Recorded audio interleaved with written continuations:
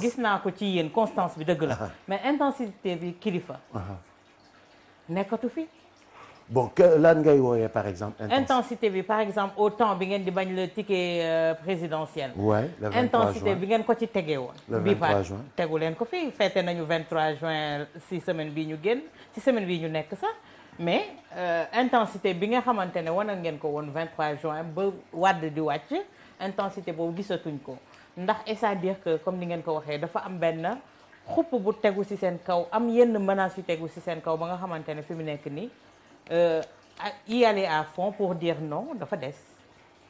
Bon Awa Diom Ndiaye moi je pense que ni comme je le disais à Nit Doff avant muy dugg prison comme je le disais à beaucoup avant ñuy dugg prison nee naa leen on est efficace quand on est dehors parce que un combat aussi il faut le mener avec de l'intelligence et je pense que ni ci wàllum guerrier wàllum maa ñeme taxaw nokki ay lacrymogène wàllum maa ñeme taxaw joxar bi joxoñ baaraam non je pense que on n'a plus rien à prouver là-dessus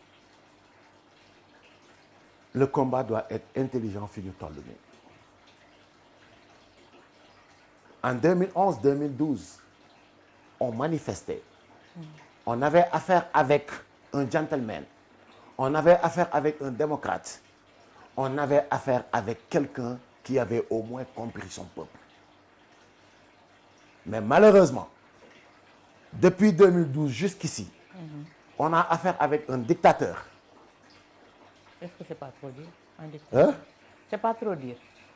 On a affaire avec un dictateur parce que un dictateur mooy ki nga xamante ni su Nit Doff waxee ni du ma nangu kenn di ma jàpp jaam ci sama réew dañ koy tëj ci kaso bi su Penda Ba taxawee saaga toute une communauté dañ koy promouvoir utal ko passeport diplomatique génne ko dëkk bi su waajooju dama fàtte turam waxee ni Macky Sall bu bokkul élection 2024 dëkk bi tàkk dañ koy promouvoir yokkal ko ay maqaama yokkal ko ay daraja bu ko oustaz Assane Seck ne Ousmane Sonko bu bokkul élection dëkk bi tàkk dañ koy tëj ci kaso bi ça c'est de la dictature c'est de la pensée unique del wax li nga xamante ni man moo may arrangé nga nekk ci jàmb ma féexal la mais nga wax safaan wa mooy dama lay tëj ci kaso bi wala ma sax jéem la comploter sa kaw taqal la mayonnaise ça c'est de la dictature celui qui dicte sa pensée ou ses lois on ne peut pas l'appeler plus mënuñ ko utal beneen tur bu dul dictateur celui qui fait des conneries celui qui fait des conneries duñ koy wooyee un con un con donc kuy dicter ay pensées ay ni mu bëgg a nit ñi kii c'est un dictateur. Mais comment faire face à un dictateur alors? Comment faire face à un dictateur? C'est de résister. Comment? li ñuy bañ a dégg. En quoi faisant? Résister, sortir, manifester bu ñu waree manifester. Mais tey jii vous n'avez plus la latitude de manifester dafa am ku yore signature moo naan waaw ngeen ànd ci mu ne déet ngeen bañ. waaw xam nga nous sommes des républicains et nous sommes des démocrates et nous avons fini à montrer aux faces du monde que ñun dañu bëgg Sénégal. Nous ne sommes pas des pyromanes et nous ne sommes pas aussi des gens violents comme nit ñu koy waxalee mais je pense que ni tey jii nii toj na claté na on sait qui est violent on sait c'est qui engage les milices ñuy rey seeni population on sait ñan ñoo nekk les vrais pyromanes de la République on sait ñan ñooy inciter la haine dans ce pays on sait ñan ñooy wax nañu rey les 90% des Sénégalais mu des 10% yi ñu régler le problème du Sénégal. Mais amuñu ci part de responsabilité. amuñ ci part de responsabilité si li jot a xew parce que yëpp dañ leen joxoñ baaraamu tuuma ne am ngeen ci part de responsabilité. parce que yéen a woote à la résistance. oui yéen a woote à manifester. donc lu ci découlé rek war ngeen ci mën a am part de responsabilité wala. Je suis désolé, à partir du moment où dans la constitution sénégalaise il est écrit noir sur blanc le droit de manifester. te bu ñuy génn di manifester on sort très pacifique, on n'est pas armé, dañuy génn pour ne on n'est pas d'accord ci li nga xamante ni ñu ngi koy teg ci suñu kaw wala ñu ngi koy bëgg a teg ci suñu kaw. C'est juste ça.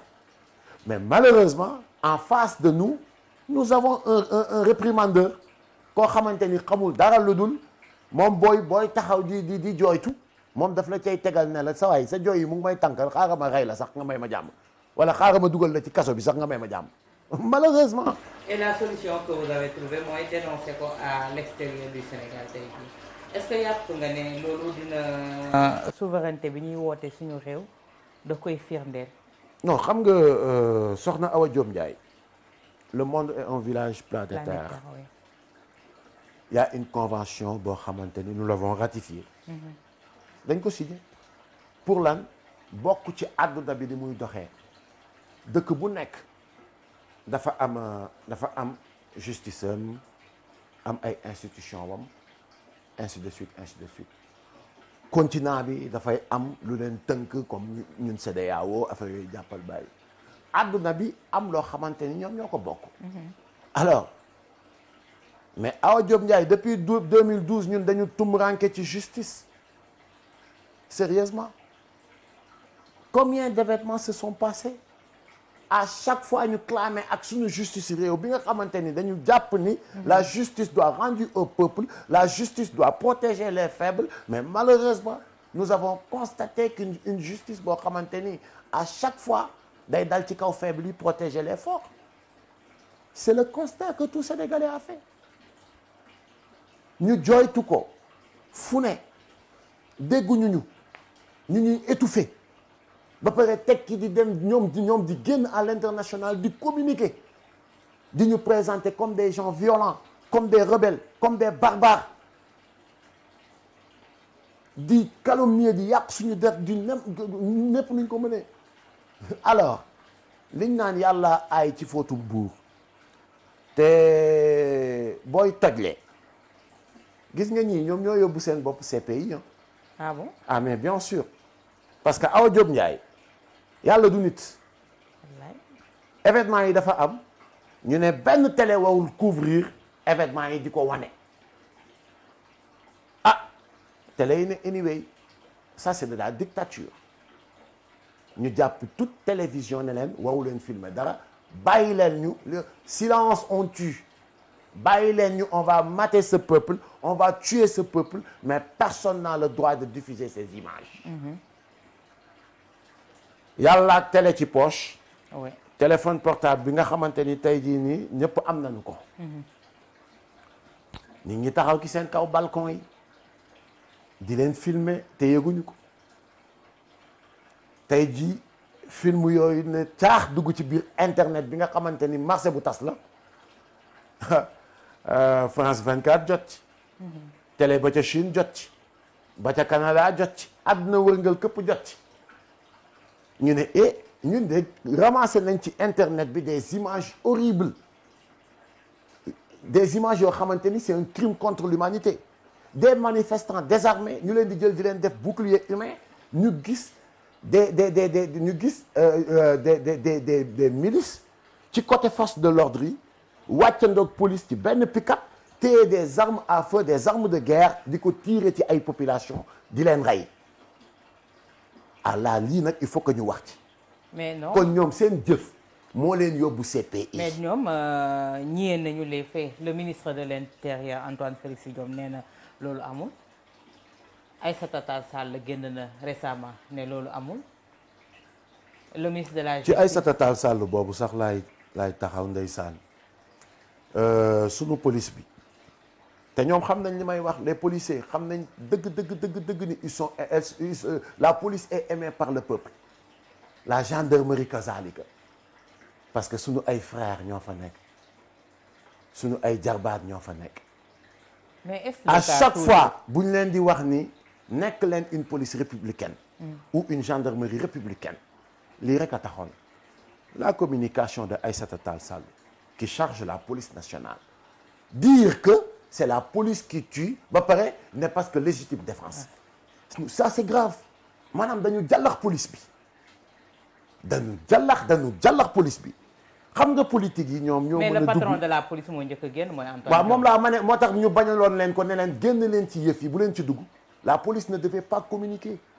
La police ne devait pas faire une conférence de presse pour protéger des politiques. noonu la fa demee tey jii nii ñoom ñu ngi doon def une conférence de presse pour protéger des politiques mais tey jii nii politique yooyu ñoom ñu ngi leen di jàllax ne ñoom ñoo def li xew mais moi je dis non policiers yi ma gis ay lance lacrymogène lañ yor ñi sol uniforme ñu bind ci police amul kenn ku ma ci gis man de dans une vidéo mu téye une arme à feu ou une arme de guerre di tirer ci kaw manifestant ba muy dee mais j'ai vu par contre des gens en civil ki ci sol numéro 9 bi par exemple yore ngandam ponkali do fi arme bi nga xamante ni ca Casamance laa ko gisoon bi ma rebelle yi attaqué woon di ko tirer ci kaw ay manifestants ñun loolu la ñu gis. Ah, tu as été attaqué par des rebelles. waaw loolu la ñu gis donc qu'ils ne viennent pas aujourd'hui nous dire que c'est la police mais lii lépp seen faute la ñoom ñoo tooñ seen bopp politique yi dañuy dugg ci barigo diw tiir génn weextaal gëmuñu dara protéger wuñu kenn ils n'ont pas d'amis seen intérêt kese leen tax a jóg encore une fois notre police et notre gendarmerie restez une police républicaine une gendarmerie républicaine vous êtes payés et entretenus par le peuple ce que vous êtes en train de faire ñu ngi leen ci jaajëfal di leen ci saluer c'est veiller sur la sécurité